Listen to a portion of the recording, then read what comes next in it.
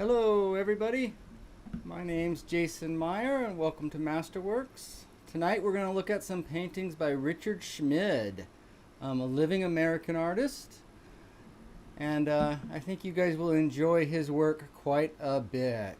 Let's see, I see that Janny's here. We see Susan this evening. Good evening, Susan. And Shakti. Hello, hello, hello. So over the month of December, we launched quite a few shows. We're going to continue with quite a few of them, but we've adjusted our schedule for January. Obviously, if you're seeing this live, you caught us. We're stepping back to 7 o'clock Pacific Standard Time, so that all of our shows, we have another show on Sunday, Tuesday, and Thursday on Facebook also, but that's on Facebook. But that way it's all 7 o'clock shows. And Katie made it tonight. Hello, Katie. Good to see you. Good to see you. So, without any further ado, again, I want to say welcome to everybody who's watching and unable to comment, or we've heard you don't really do social media. I can dig it. I can definitely dig it. But no, you're welcome, and thank you for your notes and donations. We do really, really appreciate it. Well, what do you guys say that we drag up some photos here and look at some great art?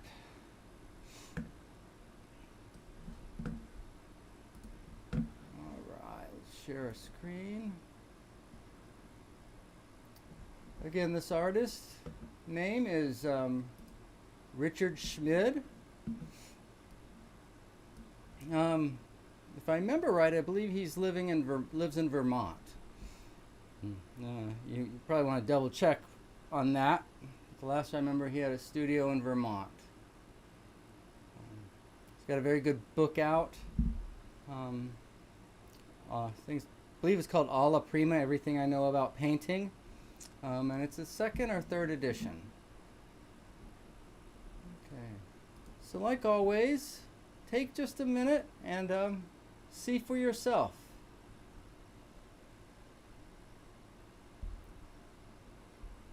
What do you see? How does it make you feel? Do you like it? If so, why? If not, why not? And in order to improve your aesthetic, you've got to actually answer those questions. And they're not generic answers, they're answers for you. What? Because you really want to dig deep and find out what exactly you're attracted to and what exactly you're not attracted to. And if you can do that with MasterWorks, then your own artistic development will go quite a ways. I love the richness and the depth. Yeah, you know, I'm so glad you said that. So let's question, it's what I do, we question things. Why do you feel this has richness? What's the quality of this painting that makes it feel rich? Right? And it's those shadows and deeper parts. So if you'll permit me, I'll introduce an ugly little triangle here known as the cursor. And you see these are the higher key. You could almost call all of this and this and this and this as white. You see how they read very, very, very light? So that would be the white of this painting. Right? And then look how dark we drop off from there. So those colors and that richness is actually in the darkness. And we talked a little bit about this in class today. But like this is red, but red's a relatively dark color. And then that dark, but it's warm. Do you see? So it's dark and warm. So I'd like to argue that's where a little bit of the richness comes from. And then next to the swarm, you'll notice a lot of cool purples. Right? Without that cool purple, that red doesn't feel as rich. Now, sometimes you could think that could take the magic away, but it's like magically or mysteriously, kind of the more you understand, the more magical these things get. So, you know, my idea is never to take the magic away.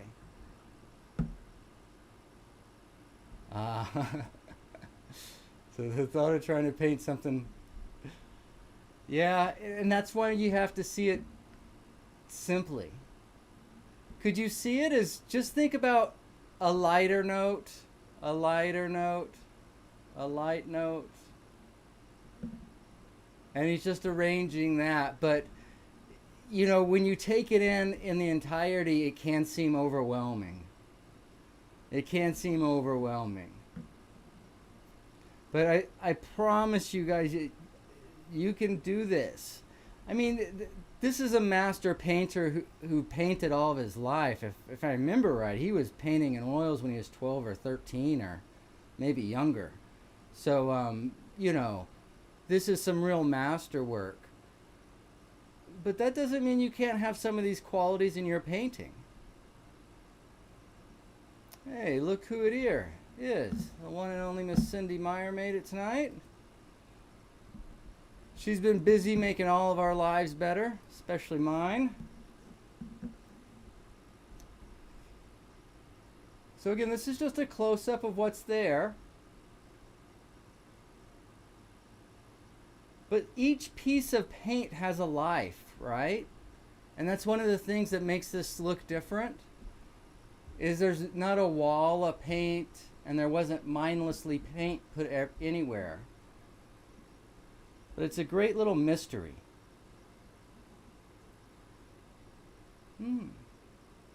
So similar, right? Similar but completely different at the same time. And again, before I open my big mouth, why don't you just take a minute and take it in for yourself? What do you see? Do you like this one as much as the last one? If not, why or why not? And by the way, there's not a right or wrong answer, right? You're trying to discover your taste. And more than discover it, you're kind of trying to drill down into it, right? We want to refine it. So then that taste can be employed in your work to make your work a little finer. Or a lot finer, depending on what you want to do. Alright, before we look at this one, let's just throw it over in black and white. Are you guys getting in the habit? Can you see the values before I switch it over? Right? It's real important to be able to see past the color into the values as an artist. Right? Because the foundation is value. And by seeing it value, I know it still looks complicated, but it's a lot simpler, isn't it? What do you mean it's simpler? Are you nuts? Well, look, you see how this dark, even though it's kind of a crazy shape, sticks together through here. Right? And where are we focusing? Well, we're focusing where the light and the dark collide. Here in the center. Do you see, if you see it that way, it's a little simpler. Now there's some, I don't want to call them crazy, they are crazy shapes, but they're beautiful. Not crazy in a bad way, but crazy in a beautiful way. Right? The shapes. Queen of Tech, Cindy. Let's see, what's Katie? He does a lot of work on panel before painting. Yeah, I mean, if you're gonna paint like this, again, you've got to see the finish you got to see the finish really before you begin, or at least prep before you begin, so that you can see enough of a finish to get here. Because again, this isn't something you're gonna go back, right? A lot of his stuff is kind of a one-take thing.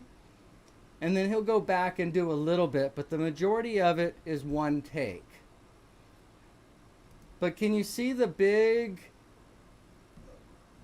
liquid paint here versus the thicker paint of the color and the white? Right? So he's employing all of that. And one of the things that makes this so quote unquote mysterious is all these lost edges.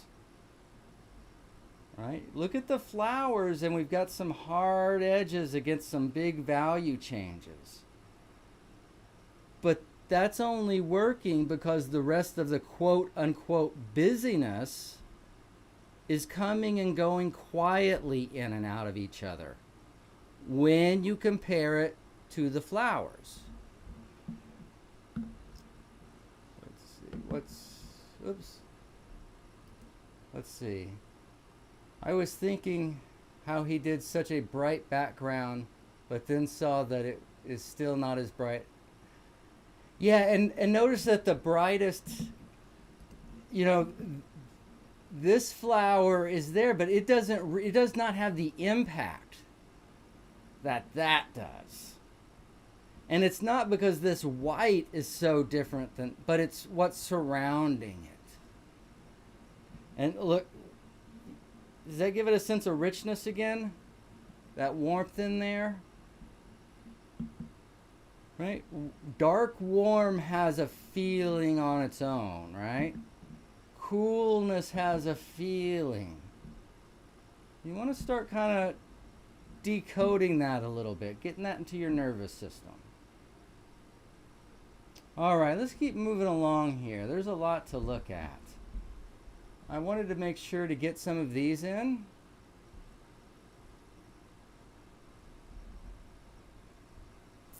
You know, in one way, this is a very, very simple painting. But again, let's see if we can't keep Jason quiet for just a second and give you a minute to take it in. Right? You can develop your own feelings. You know whether you like this or don't like it. You know whether you like it more than the florals.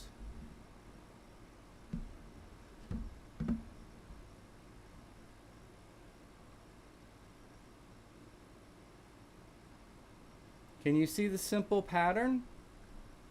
Wait, what are you crazy, Simple? Well, maybe I am a little crazy, but light, and all this is light, and then there's some darks in the light.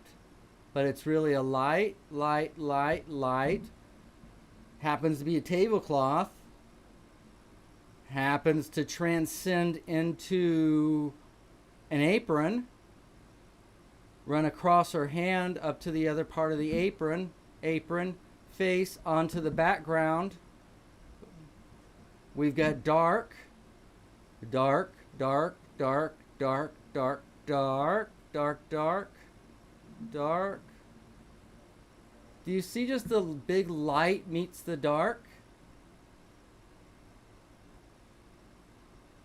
And where is the light climaxing? Right next to the dark, because this is relatively light too, and it's got a little bit of pull back there. But the hard edge here, the biggest contrast, the little bit of detail. Not to mention, it's a human. We're going to try to find the eyes. What are their hands doing? Are their hands offering us food? Or do they have weapons? Are they threatening us? Right? We don't realize that there's still a lot of this in us. Right? We need to know, is this a friend or a foe? And so that has a lot of psychological weight. The light's so beautiful. Yeah. It really is. And do you see how it's controlling the gradation of the tone too? Not unlike we're doing with our background in our still life, right? We're not going this far, but it's having control over that gradation. It's being able to keep this light a little bit darker and vaguer, and then build to more. And then we can fall off a little bit and build up, or pull you over to here. Maybe there's a little bit here and there as well to keep some interest. But overall, right, when you're not looking at the detail, right, again, because artists, we want to look from big to small. What's the big dark shape? What's the big light shape? Right? What a beautiful puzzle he's put together. Oh, yeah. That's a good word, too. Luscious, right? Each of the brush strokes and the design. Very much so. So let's look at this one more time in color.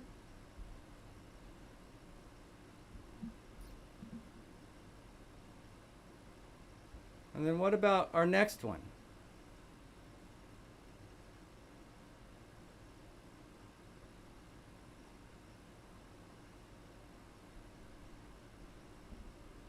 Do you like this as much as the other one? Or less? What's the difference? What's the difference in the light spots here? What's the difference in the dark spots?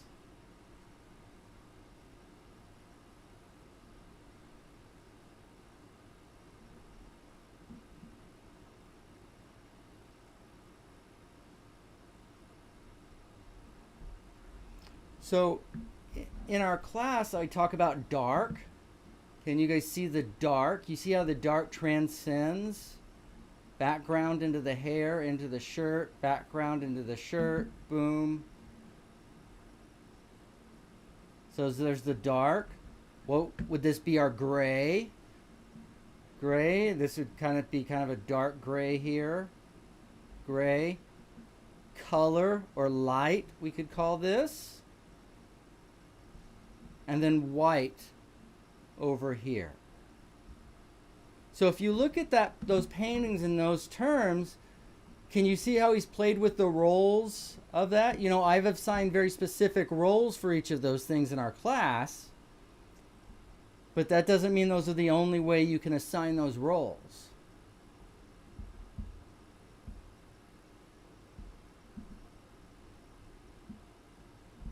So there's nothing, and then we meet with a little drama with a light against the dark, and there's certain shapes here and certain psychological weight. But this is less than that. So with this being more, meaning a light, if this is lighter and that's a dark, it's a bigger impact. There's less detail on the shape and less psychological, meaning eyes and face, the hands telling us whether this is friend or foe. And so what a beautifully balanced painting.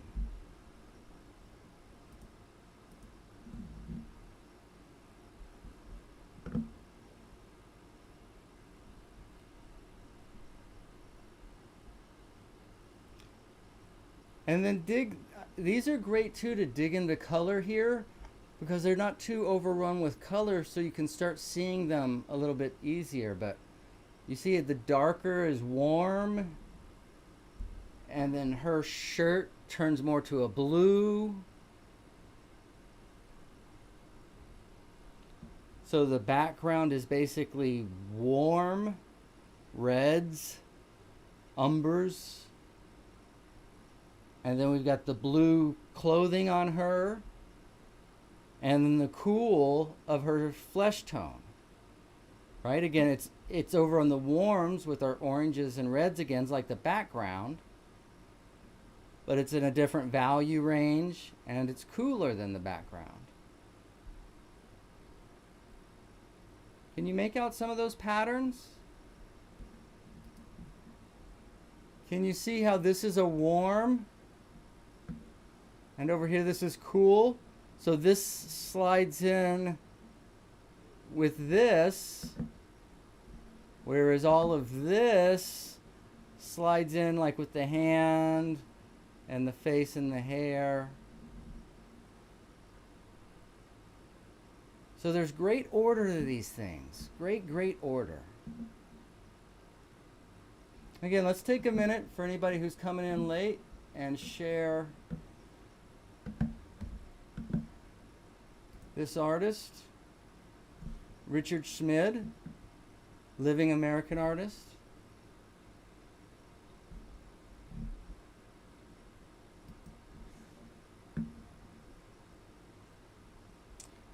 And I want to end with when I was in school anyway, they called these rub outs. And we'd work with a single color, and that was burnt umber. Now, I don't know, it looks like he worked with something that was a little more orange than burnt umber. There's different ways to do this. But I was thinking about this for some of my students lately, and thinking this might be a fun exercise. So basically what you do is you can start with a white canvas and then stain it with, say, burnt umber, or if a sienna might be dark enough, I don't know. It'd have more color in it. But anyway, that's as dark as you can go. And then you could pull out to the white of the canvas. And with that one color, you do something like a charcoal drawing, but you're doing it with oil paint. And then to get stuff lighter, you're pulling it out. You see the dark light pattern here? Right, this would be our dark. The dark in the eye, dark, dark. Gray background. Right, our light. And then this is almost the same as the background, isn't it? Except it's a bigger, flatter surface, and it's also got more psychological weight, plus some hard edges here. You guys pick that up? Can anybody tell me what's the difference between this dark shape and this dark shape?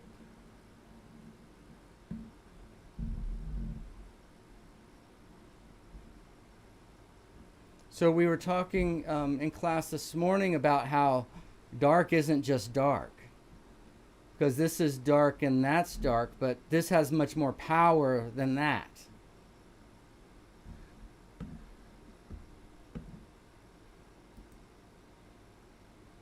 He adds Terra Rosa and Viridian sometimes. Okay. Yeah, and the other thing is you can like slightly add and change it. But I think for student work, it might be best just to use a single color to rub out, and then maybe more. It kind of depends on your level. There's many ways to do it, but it just goes to show you don't need all this color and everything for this. I love to do. I thought you might. I've been thinking about you on this, Shakti, actually. So I thought you said that. So let's look at one final one here. And again, this is another, what I'd call a rub out. Katie, do you know if he calls it a rub out, or what does he call, does he have a name for this technique he uses? Again, has it been over 25 years or something for me? I don't know. So if I'm a little vague on some of these terms, you'll have to excuse me, but it's been a couple of decades. But the advantage of using this is you can work on your tone, your control, and edges. And you can work on your edges, right? Without having to worry about color. Because when you introduce color, that softening the edge seems to be a little more complicated. It's really not, but I get it. It takes a while to get the touch down. But this is a great way to get the touch down without really worrying. And you can clearly see if you've gradated off slow enough or fast enough. Right? You see how he's letting go of the hair here? Yeah, they're very sensitive. I think they're very sensitive. Yeah. Very sensitive. But look how this is a single shape. Where'd my pointer go? Let's try one more time. There we go. So, boom, and then we grow into this, come down here, take a little break, and then we'll finish with, and for those of you who don't know, hands or feet, oh, I can't get any bigger. They're some of the most difficult things to draw and paint. Just because there's a lot of little forms, and if you get it wrong, everybody knows. Everybody knows. So yeah, there's a lot of skill right there. Okay, let's see. So I didn't mean to put you on the spot there, Katie. Sorry. It looks like she had to go do some research. But she says one reference is monochrome transparent painting. Okay, so it's called different things, but it's basically the same thing, right? One color of paint, and then you're rubbing it out with the canvas. And then you can add a little bit of this and a little bit of that to spice it up. But what a great exercise.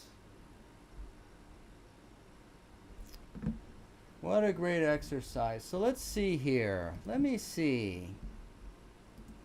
Let me peek here. All right. I didn't think I was going to get to all of these, but we have just a couple of minutes, so I won't spend a long time on these. But let's just show you a couple more.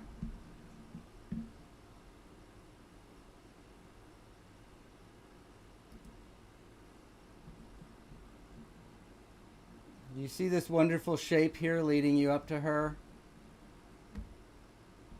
Right? And this shape stopping that movement. Hey, slow down. Check this out. Boom, boom. The wall and the gate stopping us, slowing us before we're pulled back behind, and we're pulled back behind again and off into the distance.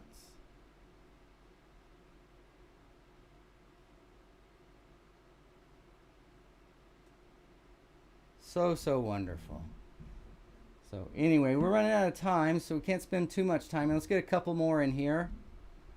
How about this one? Is this a New York City trumpet player, I believe, or something like that?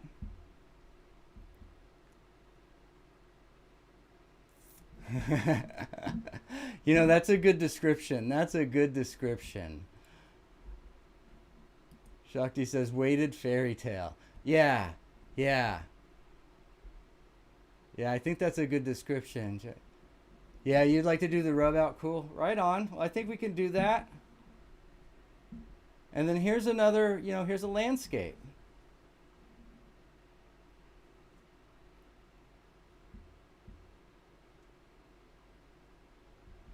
So what do we have here? What do we have here? You see just white, nothing, white, nothing, white, nothing. Now it's not totally white. There's a few darks in here, but overall this is white. We have a big dark. We have a big dark. And those kind of dance across here. So between the white and the dark, we have our little bit of color and detail of the houses. And we're held in by the, and when I say white, I'm just talking a high, right? I'm not talking pure white, just so we're clear. Do you guys see the overall order of that? Now again, that doesn't diminish because he's put that down one beautiful stroke at a time. Right? And what's so, you know, one of the beautiful things about Richard's paintings is his control, his edge control, his ability to, those soft edges, right? And then just grab an edge or two, say in a window, on a roof line, down here. And then as we go a little bit less suggested. Oh, there's so much haze in the air, I don't know anymore. Right? But do you see that? Compare these edges and this detail to this,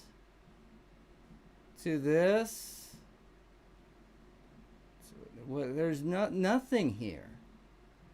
And then just with the suggestion of color and more of a geometrical or rectangular shape versus a shape of a tree, he's put one building back here. Do you see that? So the amount that's done with suggestion. Suggestion. Janny likes this one. It's beautiful. I know. He's got beautiful stuff. And I think this is a little bit earlier here, but I don't know if you can make it out depending on what you're watching, but he's got some little barns and stuff here.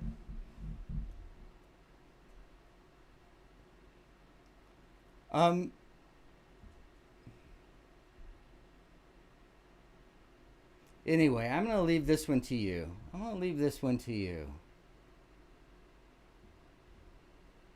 How are we doing? Okay. And look, that's our last one. Let's see. Where did you beautiful people go? There you are. All right. So that's going to be it for our MasterWorks show tonight. So our schedule's changed just a tad. Our MasterWorks shows are going to be Monday nights and Wednesday nights at 7 o'clock. There'll be no Friday shows. On Sunday, Tuesday, and Thursday, you can catch a 7 o'clock sketching club on Facebook if you're interested. Tuesday, Wednesday, Thursday mornings on YouTube, there's a morning jump start at 8 a.m. where I give feedback for students. So I hope you guys can catch up for one of those. Let's see what some of these. I really appreciate your interpretation. Yeah, I think my whole life is kind of interpretive dance. What do you say? Kind of modern dance, like, oh, that's. I'm kidding. Thank you, Katie. I appreciate the support. So, let's see. Shakti, they are all so different. Thank you so much for sharing his work with us. Yeah, you're very welcome. Lovely. Thank you. Thank you guys all. I hope you've enjoyed it. Oops, that was a wrong button. I hope you guys enjoyed it. As always, thumbs up helps us out. If you can, subscribe to our channel. That also helps us out. And what's even more important than that is stay beautiful and keep working. Create, create, create, create. Love you guys. Hope to see you in the morning. Bye-bye, everybody.